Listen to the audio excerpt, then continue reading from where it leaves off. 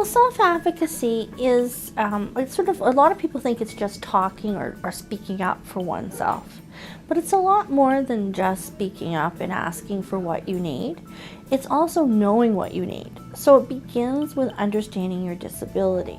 It is important for students to advocate for themselves because it gives them a chance not only to just meet with the professors and go over it, it makes it easier later on if they're needing more help or if something's wrong with their accommodations to talk to the professors about it. Self-advocacy to me basically means identifying my needs and being able to find a way to achieve them. When I came in, it was us actually sitting down, going over what I had, what I might need to change, what would work for me in the center, what I need that I didn't have before. Part of that is that they have to come to terms with that they are still an independent adult by using accommodations. Using accommodations is not dependency. Using accommodations is bridging the gap of their disability. That's being a self-advocate. It's proactively looking for the resources to lessen the impact of your disability and increase your strengths. About 2 weeks prior, before I started Durham College, they had a transition week. And through that week, they showed us our disabilities, we learned about it, and it also helped me to figure out what accommodations I needed.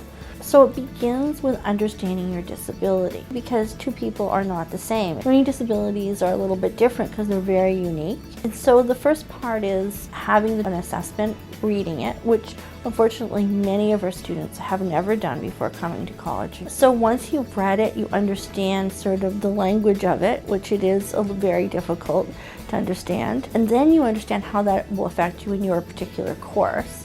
Then it's like asking for what you need. With high school, it was the center telling my teachers what I'm needing, where here they help me keep up with my accommodations, but they also keep me in pace with everyone else so I don't feel behind or rushed or frazzled. In high school and in elementary school, much of arranging accommodations are done by parents and teachers. Here in the post-secondary environment, it becomes the student's responsibility to let those in positions of teaching or in the center or in services know their needs. It becomes their responsibility to come and ask for assistance. I knew that I was always going to have a disability, and I should learn just to go forward and say, I'm going to have challenges, but I just need to push through it and just deal with it. I think I would have been setting myself up for failure if I hadn't asked for the support that I'm receiving right now. There are a lot of barriers, there are a lot of unknowns that crop up. Disclose your disability. Don't be afraid to disclose your disability because they are familiar with all different types, visible and invisible disabilities. So, you need to get to do it for your own good and for your own success.